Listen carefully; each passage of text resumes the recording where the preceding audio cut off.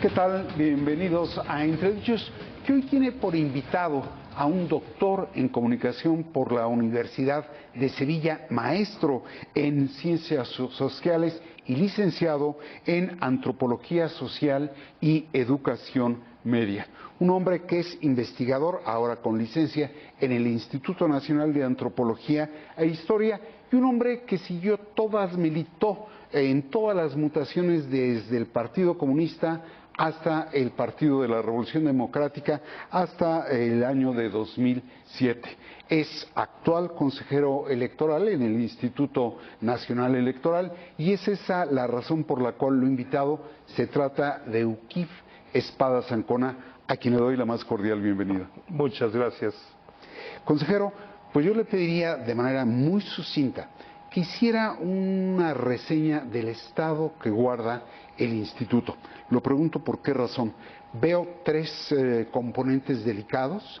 Por un lado veo dos bloques de consejeros, por el otro lado veo que el conjunto del consejo ha sido rebasado por los partidos y los candidatos en cuanto al cumplimiento de la ley y naturalmente veo la constante intervención de funcionarios gubernamentales, en particular el presidente de la República, en el proceso electoral.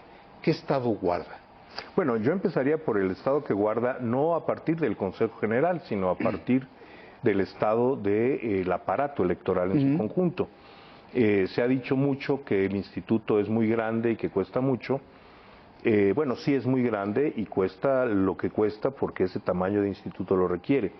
Pero eso nos da como sociedad la garantía de que las distintas partes del instituto están funcionando muy bien, están bajo direcciones que mantienen el trabajo del instituto al margen de cualquier conflicto en el Consejo General, que no niego que lo hay y lo abordaré en su momento, pero lo que me parece a mí más importante en cuanto a las condiciones actuales del Instituto Nacional Electoral es que es un instituto que trabaja bien, que trabaja de manera muy institucional, valga la redundancia, y que en este momento en todos los servicios que presta a la sociedad, desde la expedición de la credencial de elector hasta vigilar que el gasto de los partidos se mantenga dentro de la ley, el instituto está funcionando al 100% y no hay ningún riesgo de que esto cambie ni de aquí a la elección ni después. Es decir, el servicio electoral que presta el instituto se va a entregar con puntualidad y con integridad, como ha venido siendo desde por lo menos 1997. Particularizo en algo que dijo usted. Dice que está en manos de direcciones profesionales e institucionales, pero están operando no con directores, sino con encargados de despacho. Llevan prácticamente 10 meses desde que llegó la actual consejera presidenta del instituto y no han logrado designar funcionarios formales al frente de esas direcciones. No, a ver, son funcionarios formales, no están designados por el instituto, por el conjunto del consejo, pero están designados de conformidad con la ley y tienen todas las funciones de los directores. Adicionalmente son personas con muy amplia experiencia, cada uno en su materia.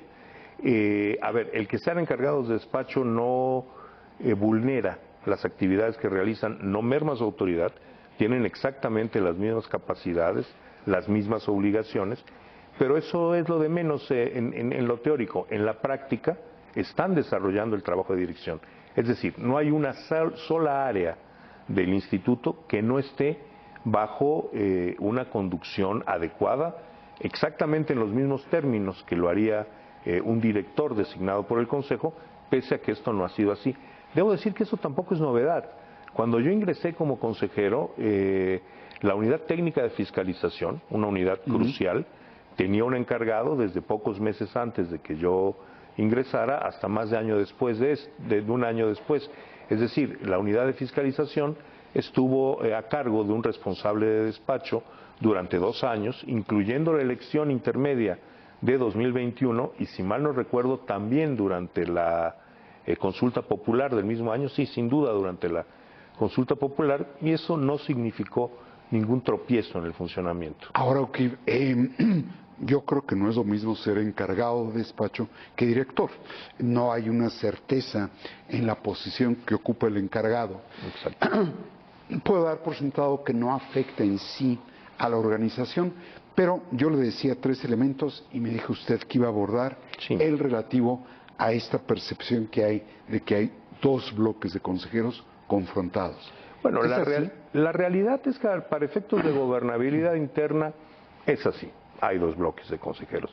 Para otros efectos no es tan así, de repente, a ver, los bloques se salen de esos márgenes y efectivamente en algunas votaciones de contenido también se manifiestan, pero no, en muchos aspectos de contenido la votación no se da a partir de 2 bloques, sino de pues otras condiciones de cómo cada consejero o consejera valore el punto en lo particular. Pero para efectos del gobierno interno, es verdad, tenemos una división.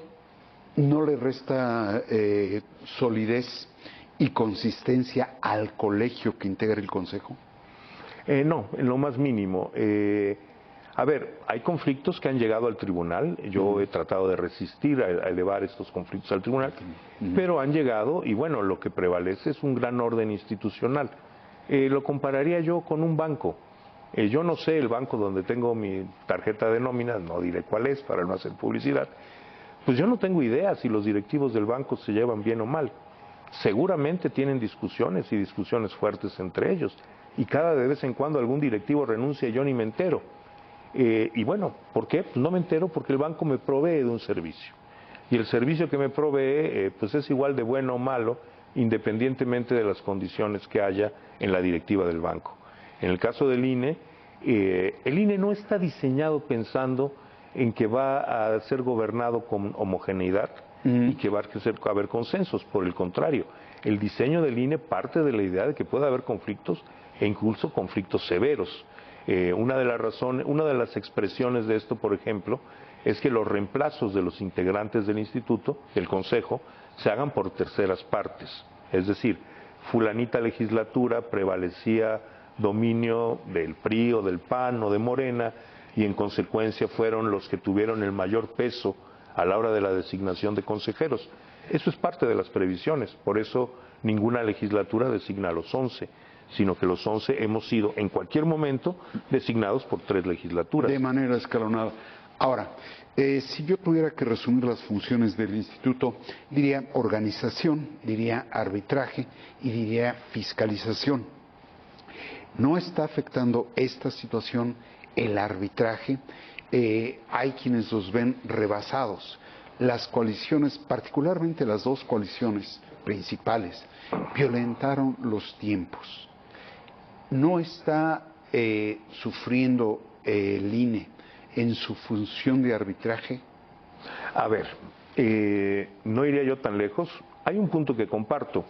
Las coaliciones adelantaron sus campañas, eso digo yo, eso vio la ciudadanía, pero resulta que lo que pensemos los consejeros del INE no es la última palabra acá. El tribunal dijo que no había las precampañas que todos vimos y en consecuencia pues esas precampañas no son precampañas. Y aunque nosotros en el INE pudiéramos pensar lo contrario, por cierto no podría yo decir si en número una mayoría o una minoría estaría de acuerdo con lo que yo estoy diciendo ahora. Pero la realidad es que el tribunal decidió que no había violación a las reglas de precampaña y que debíamos tratar esos procesos como procesos inéditos, les llamó, y controlar el gasto como si fuera gasto ordinario. De forma tal que, pues, ahora sí que donde manda tribunal no gobierna Instituto Nacional Electoral y nosotros, independientemente de las opiniones que podamos tener, no podemos darle tratamiento a estos procesos inéditos que a todos nos parecieron precampañas súper anticipadas, sino que lo tenemos que tratar de acuerdo con las órdenes del tribunal. Y no le resta legitimidad al proceso, todos lo vimos, todos vimos un gasto sorprendente en carteleras espectaculares, en pintas.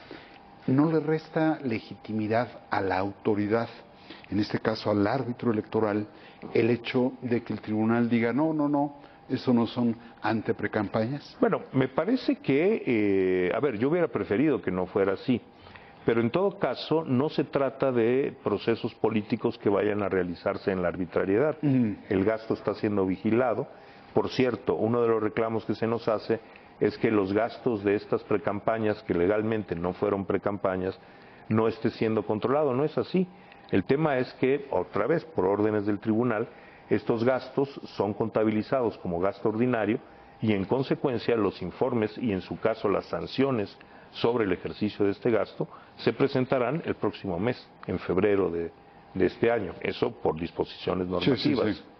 Pero vamos, para efectos prácticos me parece que no debería ser, y que si esto se volviera una reiterada violación legal, a la larga podría generar cierta deslegitimación, es decir, si durante sucesivos procesos electorales lo que dice la ley, bajo distintos argumentos jurídicos, resulta que no se aplica y que lo que vemos los ciudadanos no son las bases normativas sobre las que actúa el instituto, esto sí se desgastaría, pero me parece que en esta ocasión, justamente por ser cosas que no habían pasado, esto no tendrá ese efecto y en todo caso sí deja un debate político abierto para la próxima legislatura. No tiene efecto, según su decir, en estas elecciones. No, ninguno, me parece. Déjeme, estuvo aquí la semana pasada los exconsejeros Pamela San Martín y Mauricio Merino.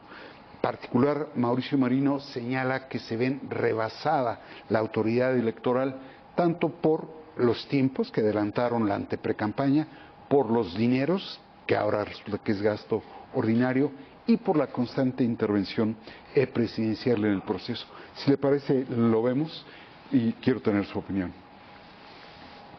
Yo creo que las autoridades ya están rebasadas, ya fueron rebasadas en estos tres planos que acabo de mencionar: los tiempos, los dineros y las previsiones de hacer campaña, especialmente desde la presidencia para abajo, de los servidores públicos. Y eso ya sucedió. Entonces, cuando se destruyen las condiciones de la competencia, pues se destruye la credibilidad del resultado. Y añado una variable que no hemos mencionado, seguramente lo haremos más adelante: el crimen organizado.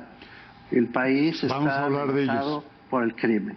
Y no es cosa menor, porque ahí las autoridades no tienen nada que hacer, René. Muy bien. Las electorales. Pues ahí está el dicho de Mauricio Merino.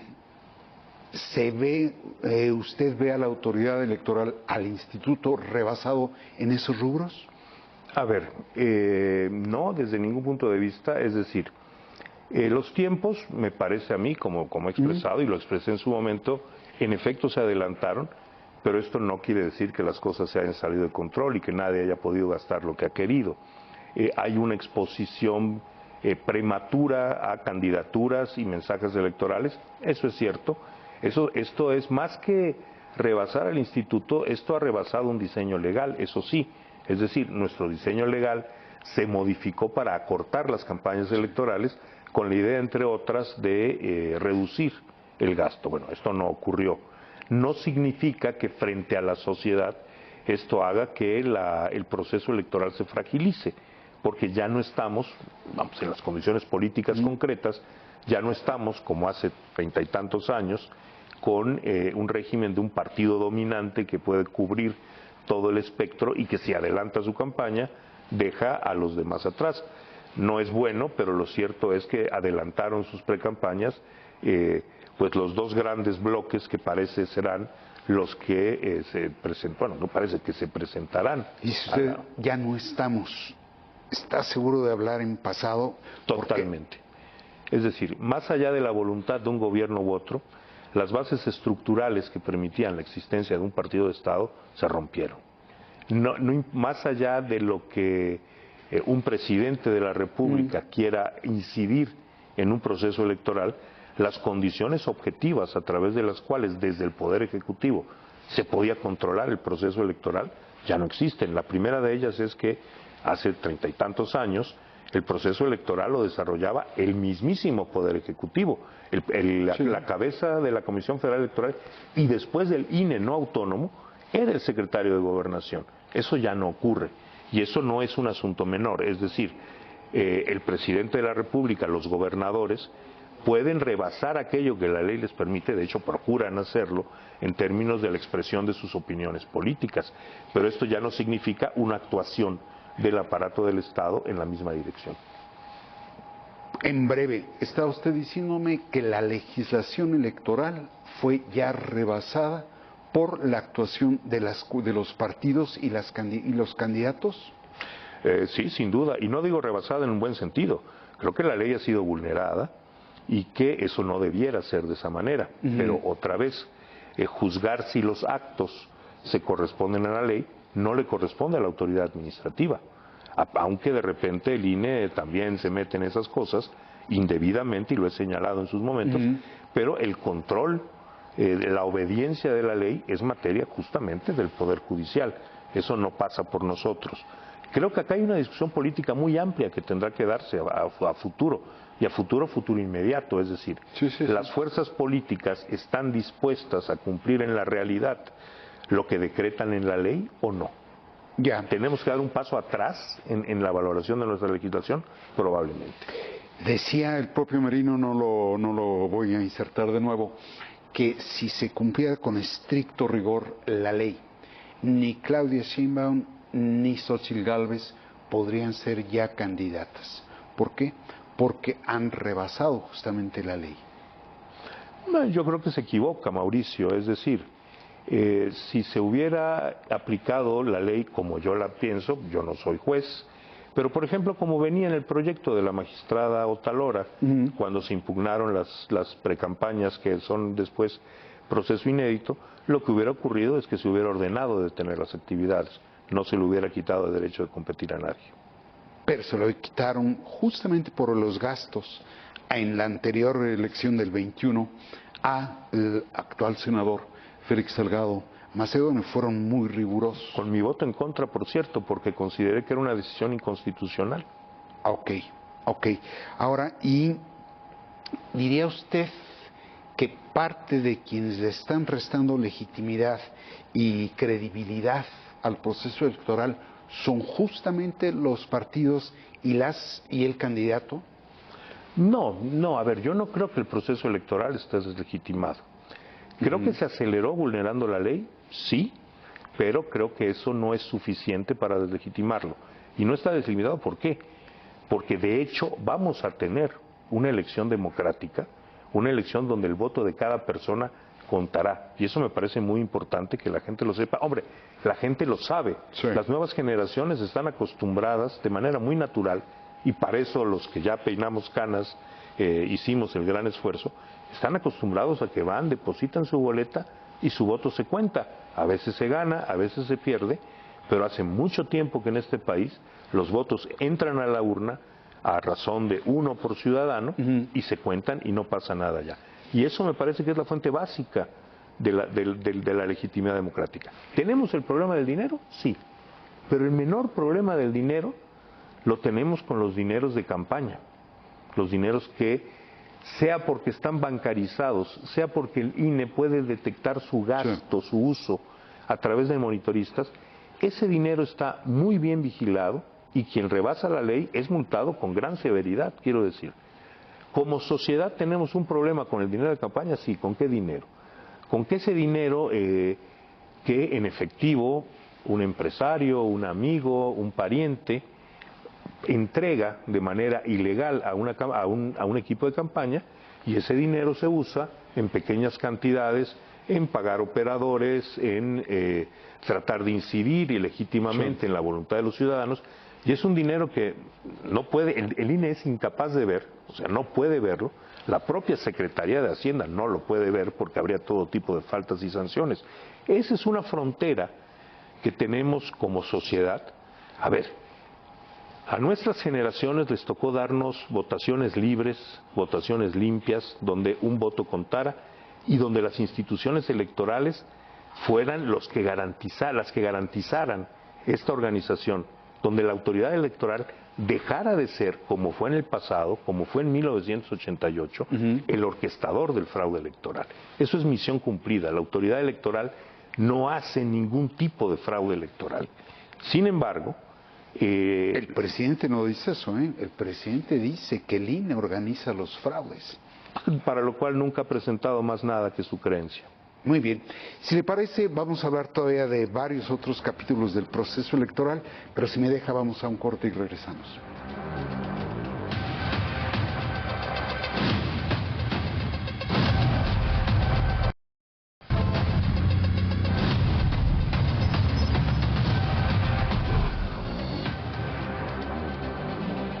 Estamos ya de vuelta con el consejero electoral Uquib Espadas Ancona, hablando naturalmente del proceso electoral.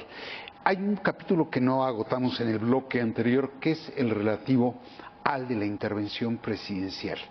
Hay quienes señalan que ha habido laxitud por parte del instituto para no marcarle el alto al presidente de la República. ¿Qué piensa? No, yo creo que no es así. A ver, primer asunto, no es solo el presidente de la República quien ha rebasado los límites de actuación imparcial. El mismo problema se ha manifestado en gobernadores, en alcaldes de todo tipo y tamaño. Y efectivamente esto, vamos, en la política hay una práctica de tratar de rebasar los límites legales cuando se es gobernante.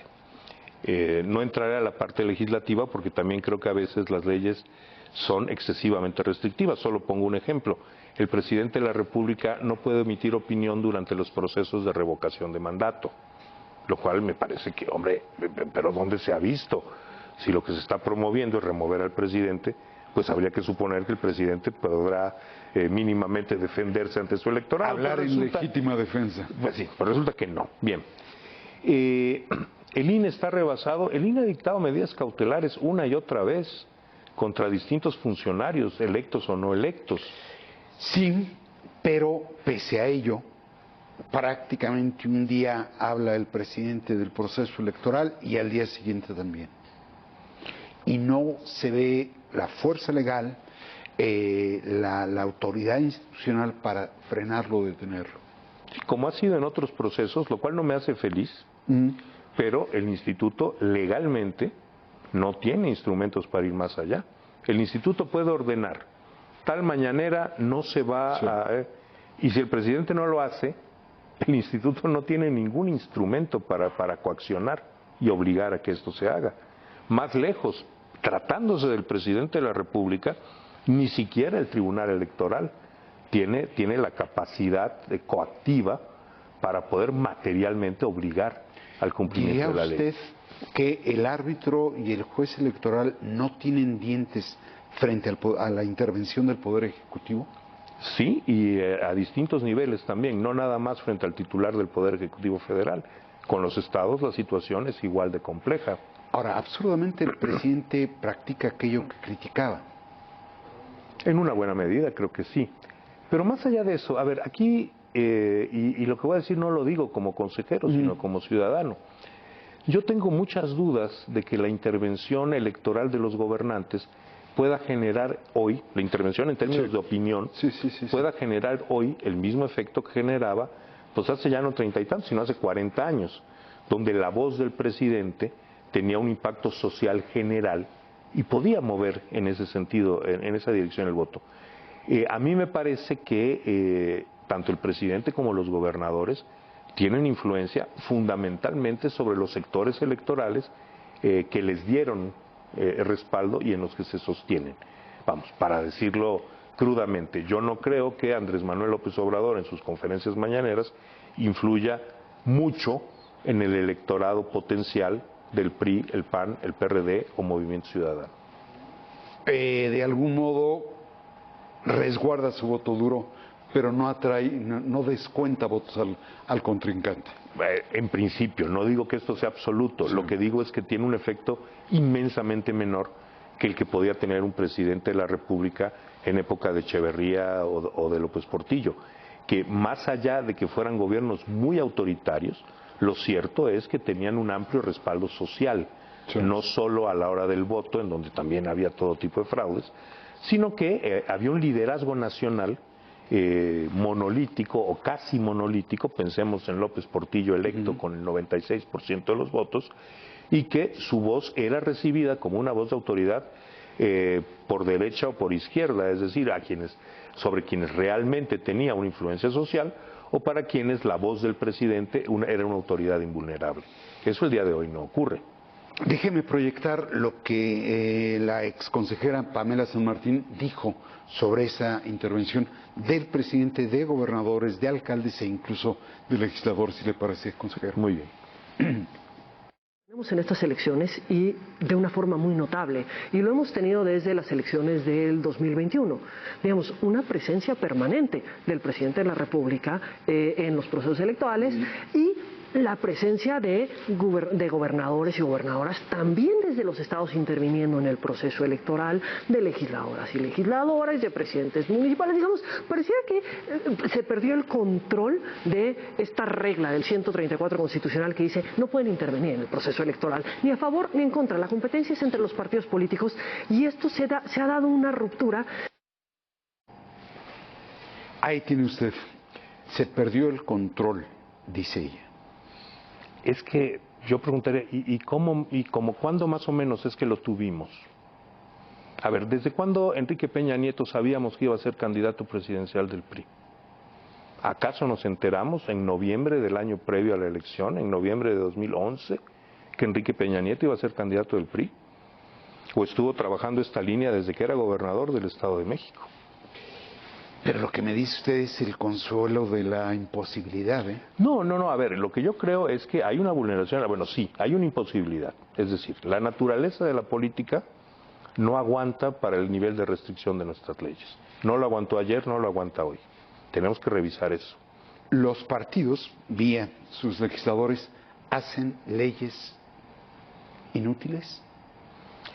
Muchas veces hacen leyes a la ligera sobre la base de la presión coyuntural dentro del círculo rojo, digámoslo, y muchas veces esas leyes, después de aprobadas, al ser sometidas a la práctica, demuestran una serie de implicaciones que no se tenían en cuenta o no se quisieron tener en cuenta a la hora de postularlas. Por ejemplo, la reforma electoral de 2007 y 2008 y las enormes restricciones a lo que la gente puede decir en procesos electorales. No se puede, a ver, por ejemplo, eso me parece terrible. Y bueno, yo tengo que actuar como dicta la ley y así lo hago. Pero a mí no me parece que se deban prohibir, por ejemplo, las campañas negras. A ver, en una campaña electoral yo quiero oír lo peor de quienes aspiran a ocupar cargos de poder. ¿Y cómo voy a saber lo peor de ellos? Pues porque sus adversarios me lo van a decir. Si yo pido que sea una guerra de almohadas, o mejor todavía una guerra de flores, esto va en detrimento directo de la lógica de un régimen de adversarios, donde no se espera que los políticos que compiten sean santos, se espera que tengan tantas ansias de poder que exhiban todo lo que hace mal el otro y traten de cuidarse para no ser exhibidos. Sí. Ahora, otra cosa es el control del dinero. A mí me parecería, hoy por hoy no me lo puede parecer porque la ley dice otra cosa y yo tengo que actuar en consecuencia, pero a mí me parecería muy bien que la libertad de expresión fuera absoluta en los procesos electorales. A ver, estamos hablando de reelección y al mismo tiempo queremos imponer límites para lo que los alcaldes, senadores y diputados pueden decir buscando la reelección. Pues hay una contradicción. ¿Queremos reelección o no queremos reelección? Yo no la quería, por cierto. Sí. Pero una vez que la aceptamos, tenemos que aceptar que quien ocupa un cargo, alcalde, que tiene un poder ejecutivo, vamos, que debe seguir en el cargo porque para eso fue electo y que primero debe controlarse el gasto que hace, pero segundo debe tener absoluta libertad de decir lo que quiera. Es una ley absurda. Para pasar a otro capítulo, ¿qué llamado le haría usted al presidente de la República y a los servidores públicos o representantes populares que intervienen en el proceso? Con absoluta honestidad diría que nada más allá de lo formal, es decir, como autoridad, indicar que se está violando la ley aquí y allá, pero sobre todo le haría un llamado a la ciudadanía. Voten de acuerdo con lo que creen, con sus propias convicciones, con sus propios legítimos intereses políticos y no se dejen guiar por quienes pretenden condicionar de alguna manera u otra ciertas prácticas de gobierno a que el voto se vaya de un lado u otro. Me parece que esto tiene que estar sujeto a la consideración de la ciudadanía y que las voces de los gobernantes que rebasan, que rompen su obligación constitucional de imparcialidad, tiene que ser tomada como una voz más dentro de las campañas electorales y valoradas como tal. Digamos, si un funcionario del nivel que sea decide opinar parcialmente, como ciudadanos así debemos recibir esa opinión. En la práctica me parece a mí, hace un buen rato que la ciudadanía no guía su decisión electoral por las opiniones que, incluso fuera de la ley, vierten los gobernantes. Hay que limitar esto hasta cierto punto. Me parece que en una próxima, espero, sensata reforma electoral, aceptemos que la naturaleza de la política es que los políticos hablen. Esa es una cosa, que metan las manos en las arcas públicas para usar dinero en favor, eso es otra cosa, y ahí debemos radicalizar, no solo las prohibiciones, sino las sanciones. Pero hablar, a mí me parece que todo mundo debe poder decir en el debate electoral aquello que electoralmente sea pertinente. Ya. Hay otro capítulo que incluso mencionaba en la intervención que proyecté Mauricio Merino, el relativo al del crimen. Importante. Importante capítulo. Pareciera ser que el crimen quita a plomo o pone a plata candidatos. ¿Cómo percibe usted la actividad criminal en el proceso electoral? A ver, yo creo que aquí hay que tener en cuenta dos grandes vertientes. Hay una vertiente que no es inocente, pero que no es violenta, que es aquella en la que la delincuencia organizada se comporta como otros empresarios. Sí, los empresarios fuera de la ley, para ciertos efectos, se comportan como los empresarios dentro de la ley, que es como algunos empresarios dentro de la ley, que es sacar dinero del círculo legal y darlo ilegalmente a sus candidatos, partidos o gente de su preferencia, en algunos casos pues repartir para que el que vaya a quedar esté bien conmigo. Eso ha ocurrido, no debería ocurrir, se han avanzado instrumentos para limitarlo, detenerlo en absoluto, vamos, me parece que va a ser muy difícil, habrá que compensar esto en términos electorales de otra manera. Ese es un aspecto nefasto, que se debe de combatir, que se combate con las limitantes que hay para todos otros dineros que entran ilegalmente a las campañas electorales, que en muchísimos casos son detectados y sancionados. La otra parte es la potencial violencia. A ver, yo no pretenderé tomarle el pelo a nadie. Tuvimos problemas con esto en el 21. Tuvimos, no recuerdo la cifra exacta, pero arriba de 70 candidatos asesinados, la mayoría mujeres, por cierto. Eso es una cosa que nunca se recalcará lo suficiente.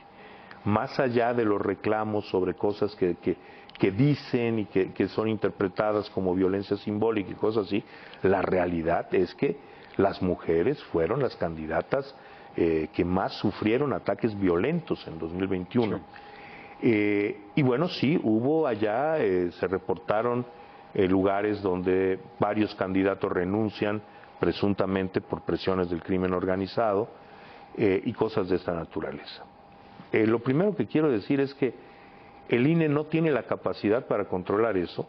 Lo dice Mauricio, no tiene nada que hacer la autoridad electoral. No tenemos la facultad.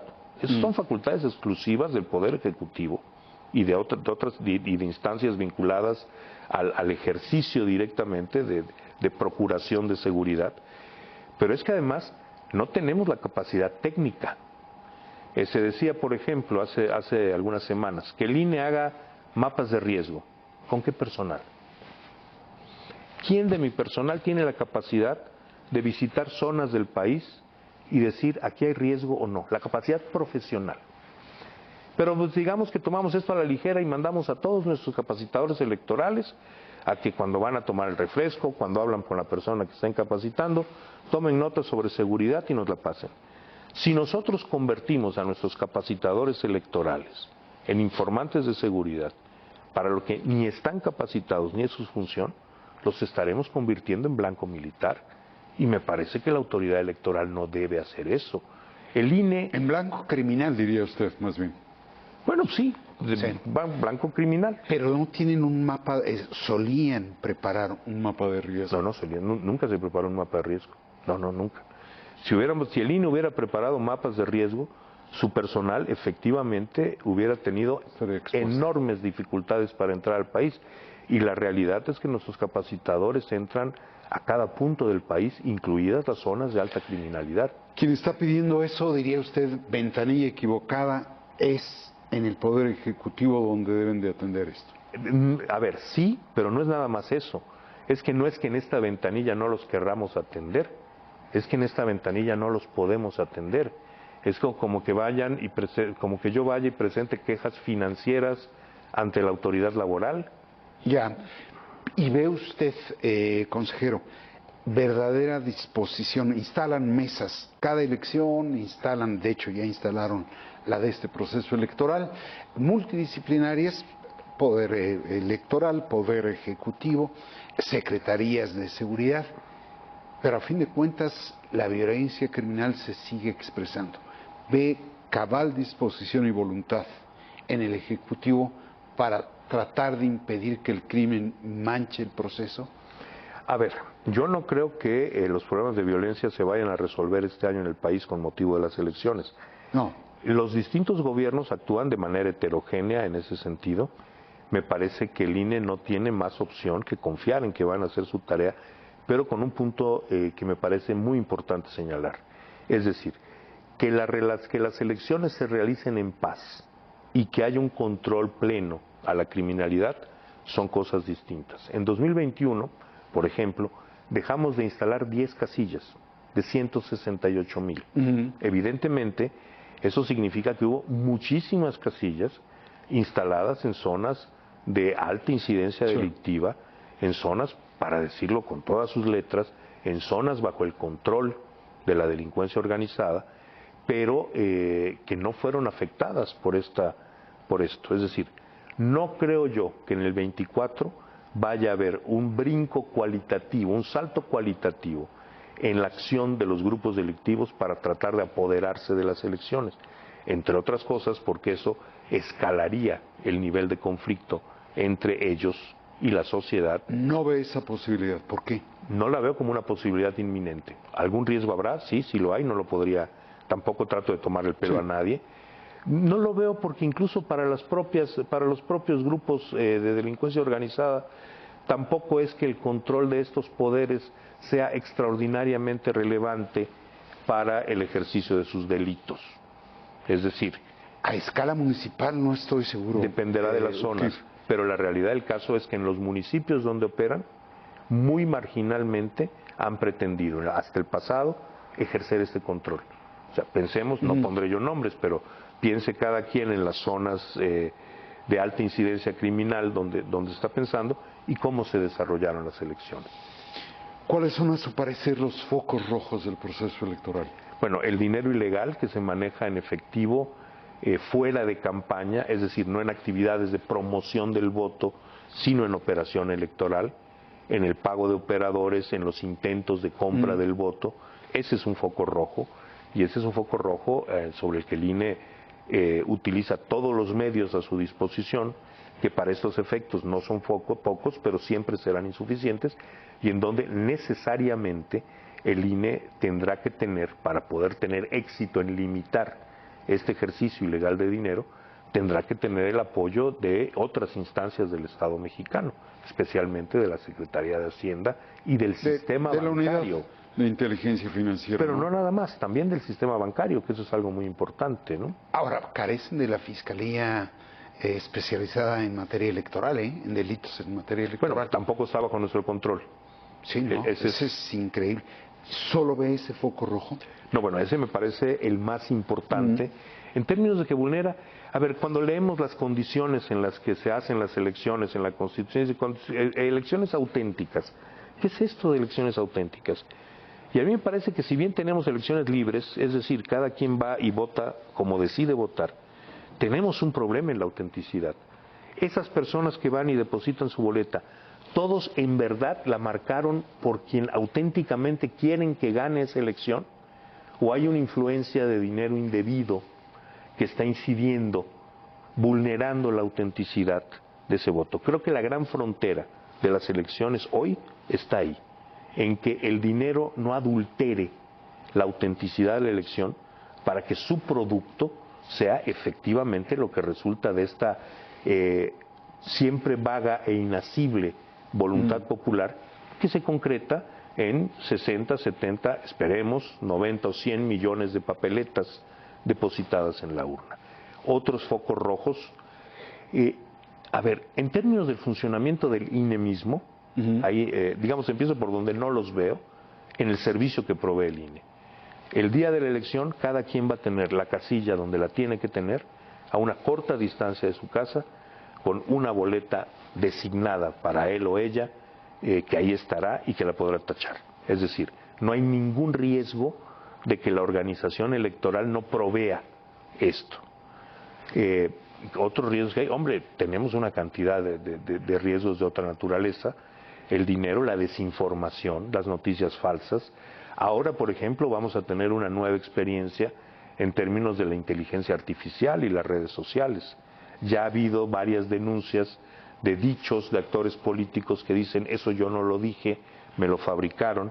No solo de actores políticos, de actores mediáticos. Jorge Ramos escribe el otro día en la prensa que, bueno, que aclara que esa publicidad donde él sale promoviendo, creo que un medicamento, no sé qué, con un alimento, un producto mágico, una de estas cosas, que es su voz, pero que él nunca dijo las cosas que le ponen allá. Eso es un reto. La desinformación, la inteligencia artificial sería solo un punto, la desinformación está circulando, circula un video absolutamente falso donde una señora dice que con fuego se puede borrar la tinta de lápiz con el que se va a marcar la boleta electoral. Yo no tengo acceso a los marcadores del proceso electoral, fundamentalmente porque no se han fabricado. Entonces, cuando alguien sale a decir eso, que no es la primera elección, pues es evidentemente falso y tiene un efecto en el elector. O sea, ¿yo por qué iría a la casilla si me están diciendo que me van a robar su voto? Señora, señor, nadie le va a robar su voto será contado. Pese a todas estas señales, usted no ve en riesgo la legitimidad del proceso ni la falta de credibilidad en el resultado, es la última pregunta. No, de ninguna manera. Tendremos resultados legítimos, tendremos resultados hasta cierto punto verificables, es decir, los paquetes se pueden volver a contar, los resultados que arrojen los conteos rápidos y el PREP finalmente tendrán que ser corroborados con el cómputo legal que se hace el miércoles siguiente a la elección, cosa que habrá que modificar. Eso son reglas de cuando los mecanismos de comunicación eran otros. Manuales prácticamente. Efectivamente. No, en ese sentido no hay ningún riesgo. Tendremos una elección íntegra, los votos contarán, y el que gane ganó y el que pierda perdió, porque así son las elecciones. No hay conflicto postelectoral, advierte usted. A ver, depende. No habrá conflicto electoral con base real. Conflicto electoral siempre hay. Sobre postelectoral, todo conflicto postelectoral, es decir, como dinámica propia de las elecciones, quien pierde por pocos votos, pues trata de encontrar elementos de actuación ilícita en su adversario para poder revertir esto. Pero esto afortunadamente hace muchos años que se va a los tribunales. Es decir, un escenario de un resultado electoral en duda que lleve a movilizaciones ciudadanas como las que veíamos en los 80s y 90s, sobre todo en los 90s, no me parece a mí que estemos en ese riesgo. El sistema electoral está maduro y hay una sociedad ya habituada a usar esos servicios electorales y a tener una expectativa sobre sus resultados que se satisface en los hechos. Muy bien, pues yo le agradezco mucho la disposición, consejero, verdaderamente se lo aprecio. Al contrario, muchas gracias a usted. Como desde luego le agradezco a los seguidores de El Financiero Televisión el hecho de acompañarnos aquí en Entredichos. Muchas gracias.